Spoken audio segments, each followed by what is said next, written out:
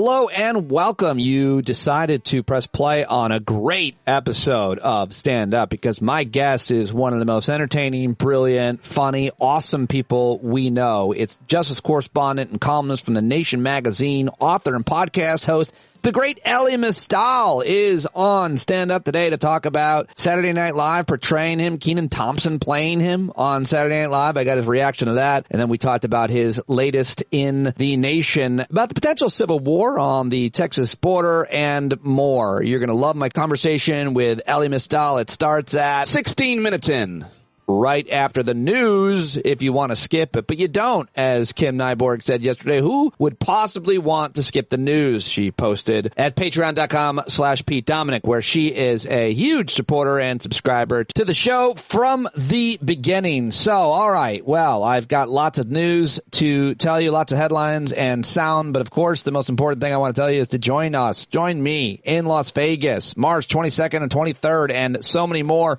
Awesome guests, J.L. Covan, Christian Finnegan, Ophira Eisenberg, John Carroll, Garrett Severin, so many of you that have already announced that you're coming. It's getting bigger, it's getting better, and I'm really excited to hang out with you out in Las Vegas. We're going to have a very fun time. I'll put out an itinerary and a plan of activities you can choose from over the weekend, and I hope to see you there. Links and more information in the show notes. Okay, here we go with your headlines from yesterday. The Pentagon released the names of the 3 soldiers who killed in Jordan yesterday after a drone struck a base near the border with Syria. Israeli, Qatari, Egyptian, and American officials in Paris have reached a unified position on a framework for a deal that would enact a 60-day pause of hostilities in Gaza. A source familiar with the talks tells NBC News the frameworks are being presented today to Hamas and Egypt, the source added. Earlier, Israeli Prime Minister Benjamin Netanyahu's office said that no final deal has been agreed upon, and Israelis are demanding that he resign all at the same time. Just a completely insane situation. I'm glad we don't have anything like that here in our politics. On the Korean Peninsula, South Korea's military said Sunday that North Korea fired several cruise missiles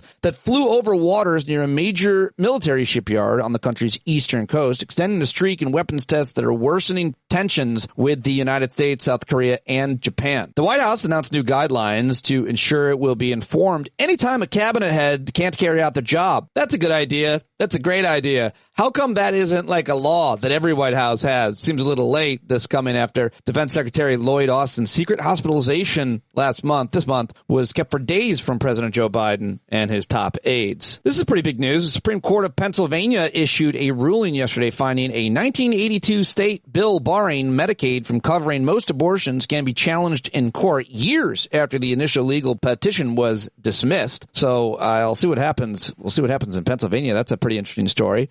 The former Internal Revenue Service contractor, the IRS contractor who leaked the tax records of former President Donald Trump, as well as Jeff Bezos and Elon Musk to New York Times and ProPublica, was sentenced Monday to 5 years in prison. So Charles Littlejohn is his name. It's a fun name to have in prison. Hopefully it's probably minimum security. He should be all right, Littlejohn. He only leaked documents of rich people. He's a hero, I say. It's against the law. How about this story out of Tennessee? Nearly 30,000 guns have been stolen from motor vehicles in Tennessee in the decades since Republican lawmakers voted to allow gun owners to keep their weapons in their cars and trucks without any penalty for those who leave them unsecured. So it's one thing to allow people to keep their guns in their cars, but if their weapons are unsecured, that's also legal.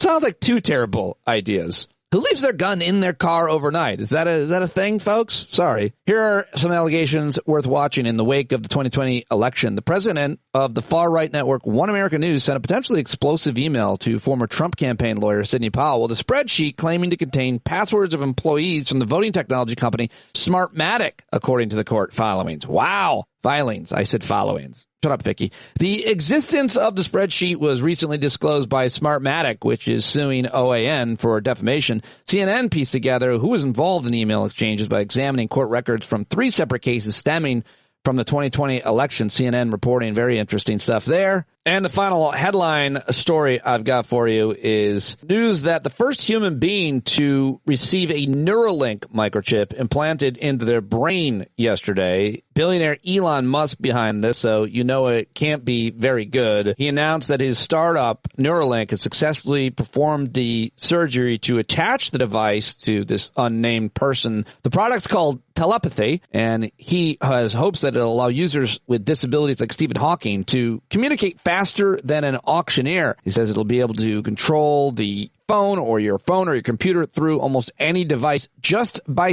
thinking. Comes a year after Neuralink got the clearance from the FDA to operate on humans, which is a critical milestone for the startup. He announced this on his social media platform, formerly known as Twitter. X. There you go.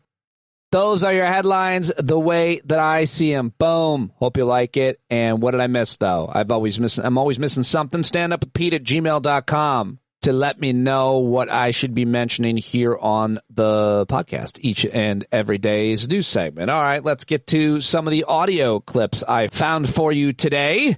Let's start on Capitol Hill, where at a congressional hearing in the House of Representatives, one of my favorite Democrats, James McGovern, called out Republicans for not being able to get anything done. In this 48-second clip is glorious. And then there's even a question of whether these useless messaging bills that are before us today actually make it to the floor. The far right voted down a rule a couple of weeks ago in retaliation for the funding deal that Speaker Johnson struck with the Democrats. That's the fifth rule this Congress that's gone down. Republicans used to waste time passing bills that had no chance in the Senate. Now they waste time trying to pass bills that they can't even pass in the House. So we don't pass laws up here anymore. We barely even pass rules. So maybe my colleagues on the other side of the aisle, maybe Mr. Roy or Mr. Norman will tell us how they plan to vote on the rule, because if they're going to vote against the rule again, let's just save ourselves the time and not even bother with the rest of this hearing. All right, and after that, McGovern gave one of the Republican witnesses a hard time for having the audacity of talking about basically suggesting they need Republican Donald Trump to bring the rule of law back to the White House. Mr. McGovern. Well, I'm just a little confused by that last statement. You say this is not going to be fixed with laws. What the hell are we doing here then? We are laying the foundation for an administration that will enforce these laws and strengthening their hand to do so. Been indicted 4 times on 91 felony counts. I can't foresee the future, but I can tell you this. The guy who just has been forced to pay $85 million for defaming a woman he sexually abused. I mean, that's who you. I mean, come on. I mean. All right, Congressman James McGovern, always solid. And let's head over to MSNBC, where Jen Psaki, her show Inside with Jen Psaki, who welcomed George Conway. And I just thought this was a good 40-second riff from the conservative constitutional law scholar. I've said this for quite some time. I'm going to say it again.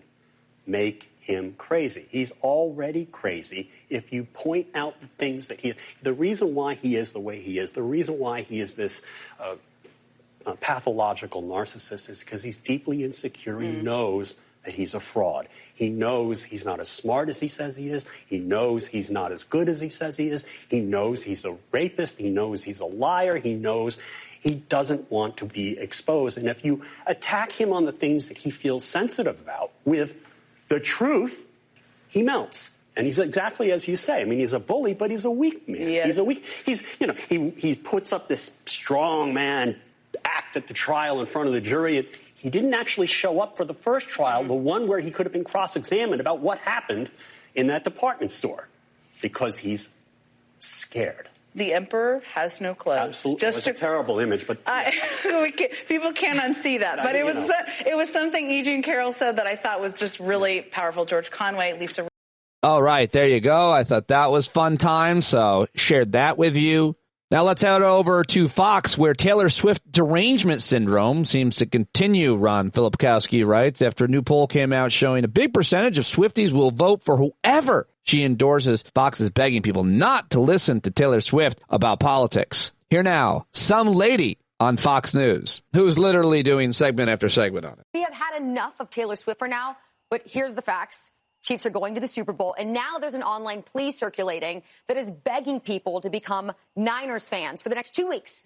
Just so it doesn't raise Travis Kelce, a.k.a. Mr. Pfizer's star power, along with, of course, Taylor Swift, because it is so scary. There was a recent poll. 1/5 of Taylor Swift fans said they would back whichever candidate that she endorsed.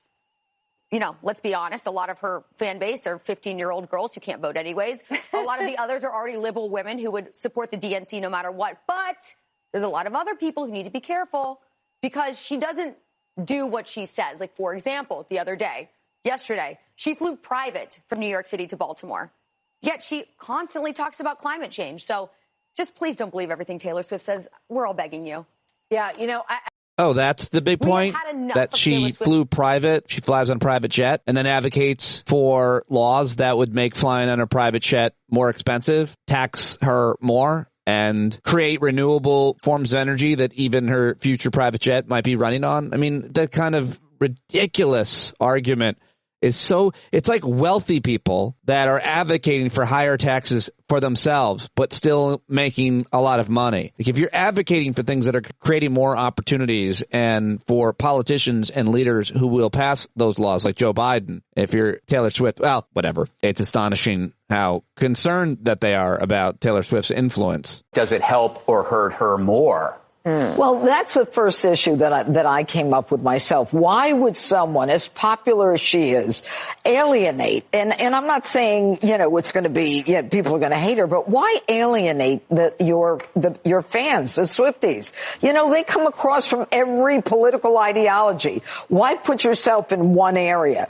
And then the other mistake is that Biden is assuming that if she gets involved in this election, and she did support Joe Biden in 2020, so it's not unusual for her to get involved in politics. And you're right with the Marsha Blackburn kicked that guy's butt. But again, that's Tennessee. And, you know, but with the young vote, a new poll shows that 18% of voters are more likely to back a Taylor Swift endorsed candidate. But listen to this. 17% are less likely to vote for someone she chooses. So they cancel each other out. Yeah. So don't get involved. Don't get involved in politics. We don't want to see you there. But Joe Biden's in the hole with young people. He knows it. And if he thinks Taylor can get him out of that hole, he's going to go for it. All right. Oh, man, there you go. That is so terrible and gross. And there you go, Judge, whatever her name is. But here is the moment, a couple minutes from the documentary on Taylor Swift. This is a little bit from the Miss Americana documentary where she is arguing with her parents or manager. I can't really set it up. Many of you have already seen this, but just in case you haven't, this is when Taylor Swift kind of has this argument with her parents about this. You'll hear her dad, her mom, I believe, and this is where she says she can't be quiet. She can't be silent before the presidential election between the disgraced former president and Joe Biden. Very intense conversation about politics in the United States. We've not got involved with politics or religion. Yeah, but this is on the home front. And also, back in the presidential election, I was in such a horrendous place that I wasn't going to pop my head out of the sand for anything. Why would you? I mean, does Bob Hope do it? Does Bing Crosby do it? Does Mick Jagger do it? Come on. No, what I'm saying right now is Bob Hope and Bing Crosby. These aren't your dad's celebrities, and these aren't your dad's Republicans. And imagine if we came to you and said, hey, we've got this idea that we could halve the number of people that come to you next tour. And the other thing, just from a security standpoint, Taylor Swift comes out against Trump. I don't care if they write that. I'm sad that I didn't 2 years ago, but I can't change that. I'm saying right now that this is something that I know is right, and you guys, I need to be on the right side of history. And if he doesn't win, then at least I tried. Taylor, here's the problem. I just want to read you what I wrote, and I'm going to try to start. I just really want you to know that this is important to me. I this totally is something agree with the issue. But let me explain to you. Yes, I've read the entire thing, and the bottom line right now, I'm terrified. I'm the guy that went out and bought armored cars. I worry for her safety as much as anybody does. Maybe more. It really is a big deal to me. She votes against against fair pay for women. She votes against the reauthorization of the Violence Against Women Act, which is just basically protecting us from domestic abuse and stalking. She thinks that if you're a gay couple, or even if you look like a gay couple, you should be allowed to be kicked out of a restaurant. It's really basic human rights, and it's right and wrong at this point. And I can't see another commercial and see her disguising these policies behind the words Tennessee Christian values. Those aren't Tennessee Christian values. I live in Tennessee. I am Christian. That's not what we stand for. I need to do this. I need you to I need you to forgive me for doing it, because I'm doing it. Now, that clip was filmed in 2018, so that was right in the midst of the Trump presidency. Oh, man, what a powerful moment. I get emotional every time I see that. I've seen that a few times. Her dad comes over and gives her a hug, which is his way of saying that he heard her and he supports her, and it's got to be up to her. So must have been real hard. Must be real hard for the parents of someone like her to be able to support their kids in that way. But amazing. Anyway, in case you haven't heard that, now you have, and real good. It's what made me a fan of her years ago. I don't really know that much about her or her music, but when I saw that, I was like, this is super important. And, well, I just wanted to play that for you in case you hadn't heard it. There it is, Taylor Swift. All right, well, I have got to get this baby up and posted, and I'm running out of time, and I really want you to hear my conversation, most importantly, with Elie Mystal right now. So that's all I've got for you here in the headlines and clips, but I have a great conversation with Elie coming up right now. Of course, you know him from MSNBC. You've seen him there. Of course, he is the Nation magazine's justice correspondent. You should read all of his latest there. Subscribe to the Nation magazine and listen to his new podcast, Contempt of Court. All right. Well, you all probably saw the sketch where he was played by Kenan Thompson on Saturday Night Live. There's not a lot to hear, and you're going to need the context. So if you haven't watched it, absolutely go watch it. But right now, it's time to talk with Elie about what it's like to have been played by Kenan Thompson on an legendary show, Saturday Night Live. Let's do it right now with Elie Mystal back on Stand Up. There he is. He's done it all. He's officially done it all. Congratulations. You're basically were played on Saturday Night Live, and they weren't even parodied. You weren't even made fun of. You weren't even insulted. Elie, this is amazing. How do you feel? Can I do my Kenan impression now? Please, yes. What's up with that? What's up with that? Ooh. No, That's good. I'll send that to him. We'll get that out to see what he thinks. Yeah, Kenan Thompson played you. No big deal. You know what's interesting is that Kenan Thompson and I actually have the exact same birthday. What? May 10th, 1978, the exact same birthday. Wow. Did you just find that out, or were you on some celebrity calendar with him? I was on some celebrity calendar. So what is this level? Like, you and we know each other really well. We're good friends. And I've watched your rise over the years in different spaces, certainly on social media, on Twitter, certainly then on television. And then I think really even much more, getting a lot more respect, you can tell me, in the con law legal scholar world. Your job at the Nation and your book is now huge. What does it mean? Like, what is this, though, that you got played on Saturday Night Live? Are you going to die now? It's weird, to be honest. Like it is not something that I expected to happen at all, but like as it was kind of rolling through, I'm recognizable, right? Like I have a look, the hair, the glasses, like the largesse. Like I've got a look about me. And so when you kind of think about it from the perspective of a comedy writer and you're constructing that skit, as you said, the joke wasn't about me, right? The point was for Jimmy Fallon to be able to make fun of the guests, and so you just needed a person that other people would recognize in order to let the skit kind of play. And so once I kind of realized that was what was going on, like it was like, all right. I mean, I get it basically. I mean, if to the extent that one can get it, like I get it. How did you find out? Where were you? What were you doing when you found out that Kenan Thompson was literally playing you? Name check, name on the screen, Saturday Night Live. As often on Saturday nights, I was playing video games. It was a new season of Diablo. So I was in my chair right behind, right, playing some games. And then my phone starts blowing up. I mean, literally just gets hot with the buzzing and the texting and whatever. And so, you ignore the first like 2, 3, 4, but they're coming so fast. As I went to pick up the phone, I'm not lying, Pete, what I thought was, a Supreme Court justice died. Because it's the only time my phone has done that was when Ginsburg died, was when Scalia died. Right. Like, I assumed that a Supreme Court justice had just died. Oh, you must have been so disappointed to find out it was only that you were being portrayed on Saturday Night Live by Kenan Thompson and not that a Supreme Court justice. And so then the initial texts were just like, SNL, you got to turn on SNL. And it was like, kind of, what? And then before anybody told me on the text what was actually happening, just the wall of SNL, you got to turn on SNL. I was kind of like, oh shit, this is probably what's happening now. And so I turned it on, and the skit was almost over by the time I turned it on. But my mom like records Saturday Night Live. Yes, yes.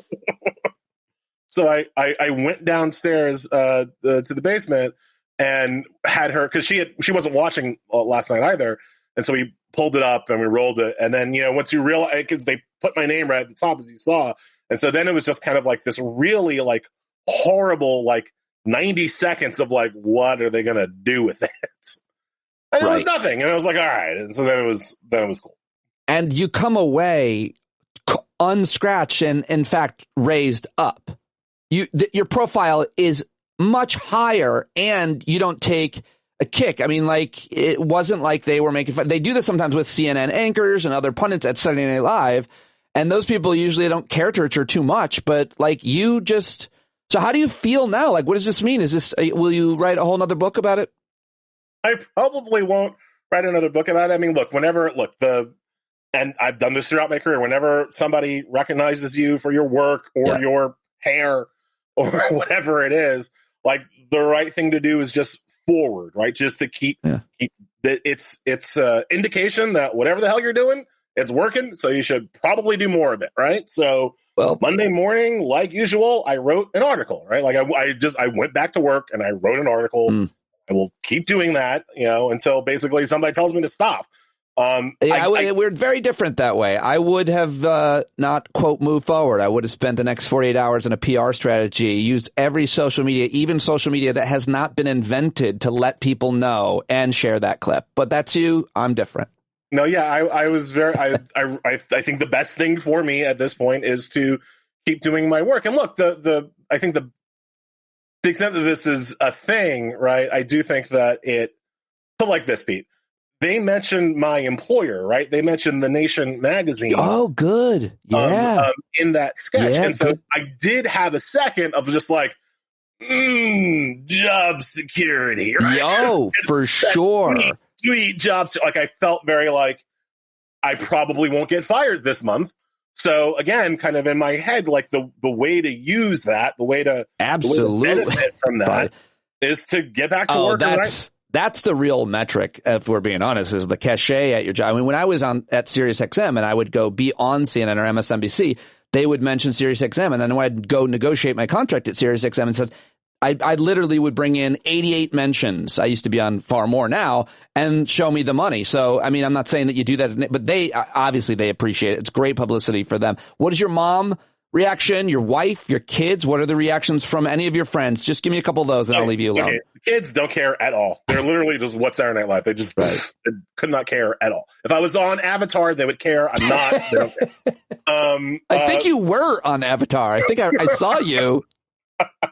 My mom and my wife were both very, like me at first, just like, oh, are they going to play you as stupid or oafish or something like that? And so once that didn't happen, they were like very cool. Yeah. My friends, I mean, it depends. Like my Ivy League friends, they're very much like, dude, you were already in the New York Times crossword puzzle. What's the big deal? Like, well, I should have mentioned that in the run up. Yeah. I mean, it is just kind of another feather in your cap. Is that politically correct? I think it is. But the truth is, like, that is a big deal. Like, what you've already done so much, but still, this is like nothing else. Yeah, it's been cool to, like, it's that opportunity to, like, reconnect with some people you kind of lost touch with whenever. I'm getting a lot of texts from old friends and we're kind of catching up and shooting the stuff. So, like, that's all very nice and cool. And like, it's just, like I said, it's a lagging indicator that whatever the hell I'm doing seems to be working, should probably do some more of it. Yes, sir. But and hopefully turn that into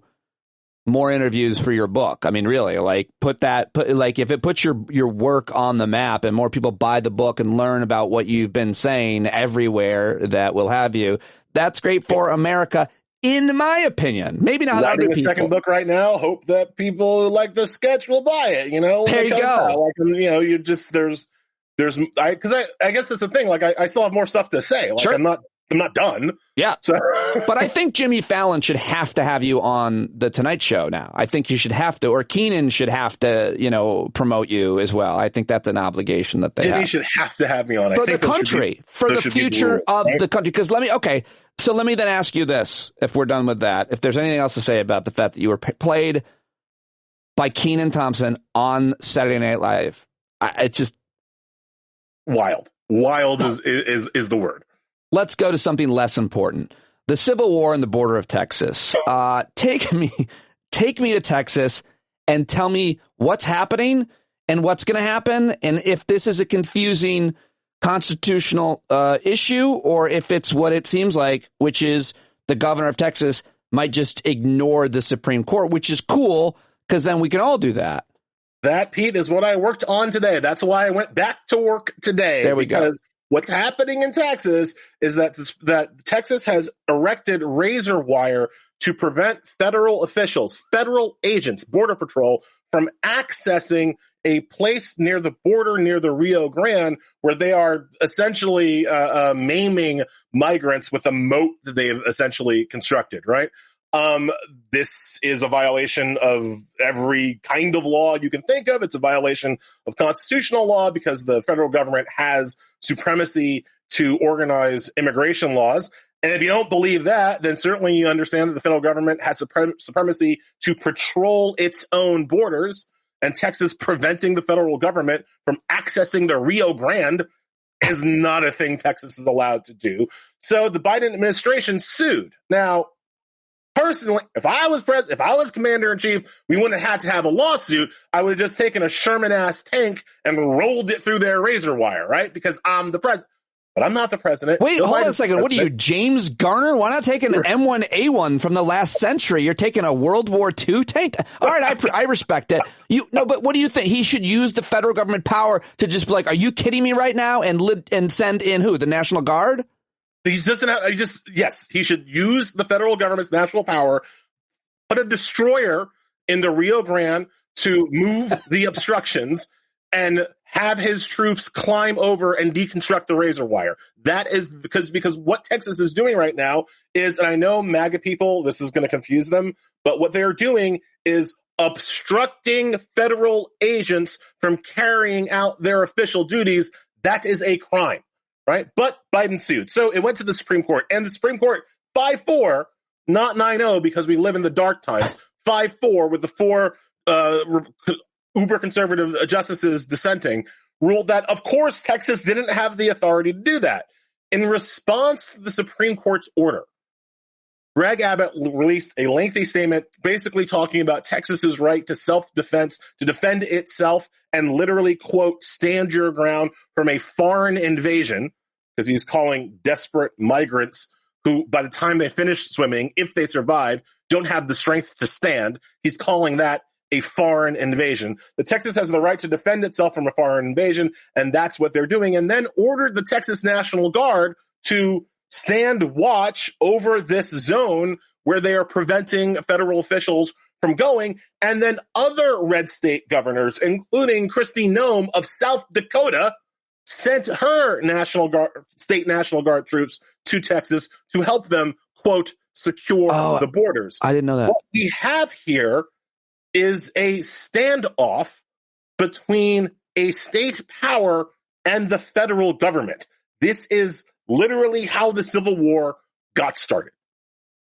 So legally, there's really no argument. I mean, are we hearing? I feel like conservatives. There is no legal argument for them to stand on. This invasion theory is complete bunk. There is no constitutional exception to pretend that you're being invaded, right? In order to supersede the federal government's role in crafting immigration law. And even if they were, you'd have to actually be invaded, right? You'd have to actually, there'd have to be foreign troops on the ground, which is clearly not what migrant workers are. So there is no legitimate whatsoever legal ground for Texas to stand on. The only thing that is keep propping them up right now is not the law. It is, from my perspective, it is Biden's reluctance to do what is necessary and take the barriers down, arrest the people who are obstructing the government, and arrest their leader, Greg Abbott, and charge him with treason.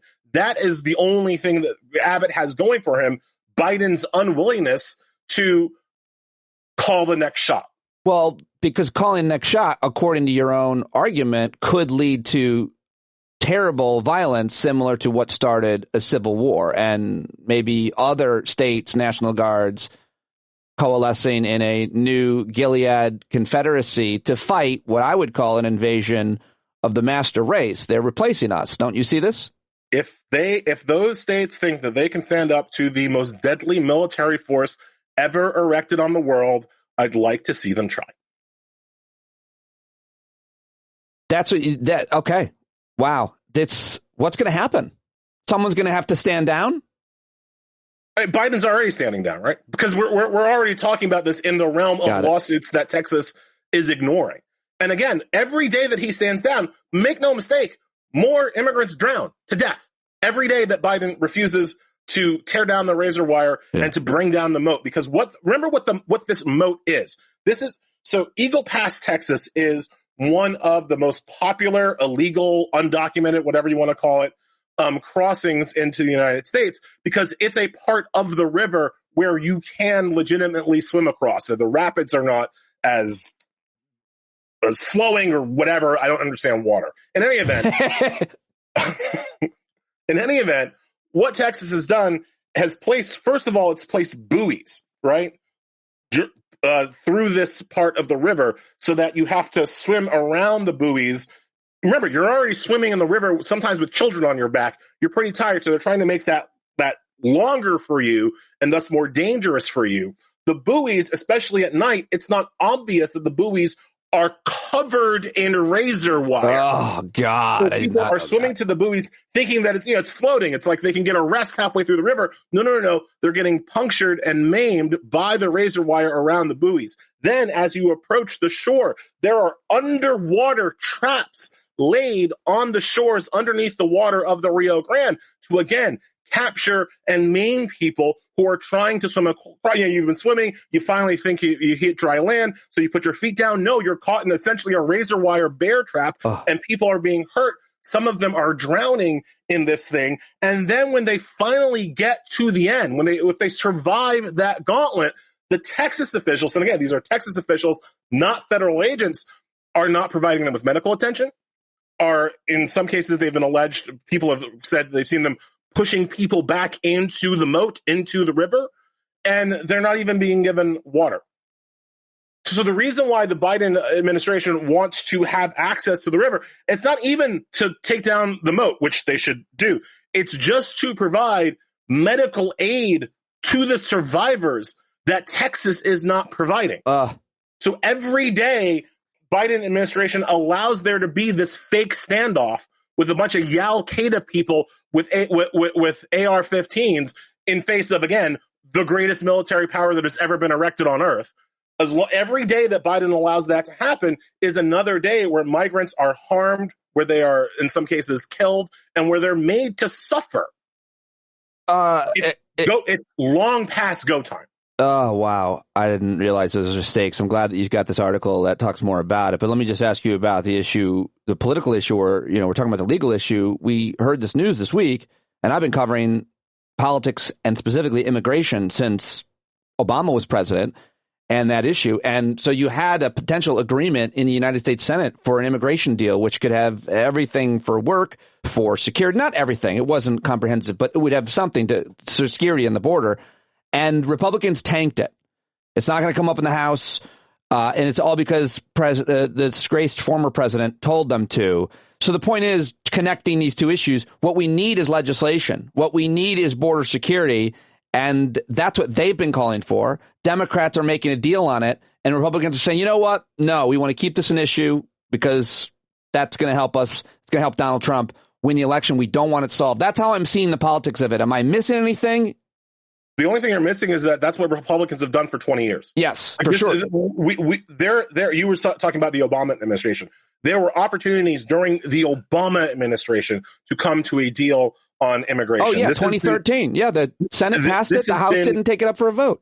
This has been a long-standing thing. Republicans refuse to let us solve this because it works better for them as a wedge issue to inspire their racist yokels to vote for Donald Trump or whoever the Republican is. Mitt Romney benefited from this too. It was ironic. It was ironic to me that this week Mitt Romney's the one like, Republicans don't want a deal. Donald Trump just wants the issue. Yeah, Mitt, where do you think he got that from? Yeah, well, because there were various deals that could have been made on immigration that Republicans wouldn't do because they were trying to make Mitt Romney the president in 2012, right? So like this is a long-standing Republican thing of scuttling, of destroying any kind of compromise or deal on immigration so they can keep yelling about it during an election year. This is how they was raised. Yeah. And those people who had watched it and don't remember it and then go on TV and talk about it irk me more than anybody, that they act like this is a both sides issue. Last question for you, and I'm so happy to talk to you, is your thoughts, your reactions to the E. Jean Carroll verdict, $88 million, anything. What does it mean? And what, it's a pretty big deal. Trump better have my money. Pay me what you owe me. It's beautiful. It's correct. It's the right verdict. It's hopefully we'll have, because look, what you're trying to do here is to get a number high enough to make Donald Trump shut up. And that number might not exist, but this jury is trying, right? Yeah. That verdict was designed to give him a penalty. Because remember, he was already held liable for defamation against E. Jean Carroll in order to pay her $5 million. The problem was that he wouldn't stop talking and he continued to defame her. So they had to haul his ass into court again and again punish him, this time to the tune of $83 million to make him shut up about her. He's not allowed to defame this woman as much as he might want to. And that's all this is about. I obviously, I think the verdict is appropriate. I am impressed, like whatever the word is, in awe of E. Jean Carroll and her willingness to kind of stand up there and suffer the slings and arrows of useless MAGA incels in order to try to have some level of justice. I don't know that I could do it if I was in her situation. So I applaud her. I applaud her lawyer, Robbie Kaplan, who's one of the best. And all that. But like, remember, what's at issue here is Trump running his mouth. And if he would just not violate the law when he talked, there would be no problems here. It just, the one thing I keep thinking of, I haven't heard anybody mention, I just want to get your reaction to, is like, this is the Dominion lawsuit for Fox News and potentially other networks and individuals. Like, that's his lie too. And he wouldn't shut up and other people had to repeat it. And he didn't lose money for that yet. That I don't think there's any legal case around that. But certainly Fox News had to pay almost $1 billion because of Trump's other lie that he wouldn't shut up. And of course, there was an insurrection as a result of it. Well, okay. Yeah, Trump does a lot of damage with his mouth and hasn't really been held accountable for that damage. This is one of the first, this verdict, this E.G. Carroll verdict, is one of the first times he's really being forced to shut up or put up. I almost forgot to ask you. You wrote an article in The Nation. Everybody's got to go read it. Is the prosecution in Georgia led by Bonnie Willis? Are you worried that they're all going to get away with it now because of this controversy? No, I think it should be fine. Good. So, but it's not. The allegations aren't great. Like the allegations are like the allegations are serious. It's not proven. Right. She deserves her day in court, just like blah blah blah blah blah. Do you think she should step away? Allegations are serious. They're serious allegations of public corruption.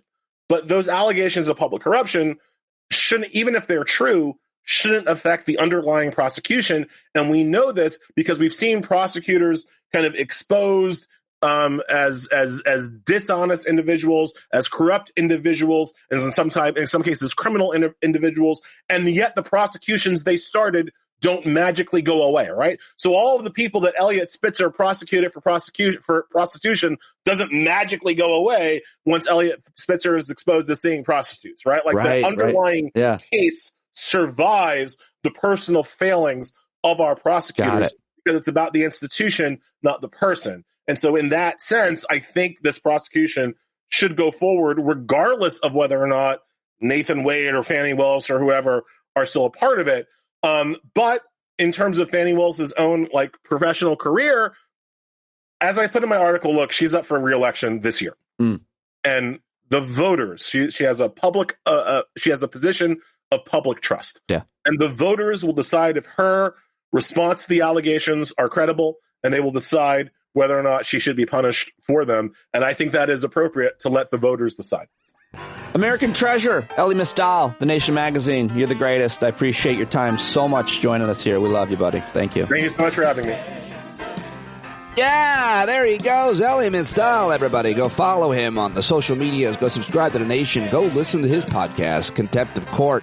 So good, and I'm so grateful that he joined me. I hope you loved it, appreciated it as much as I did. I really love that guy, if you can't tell.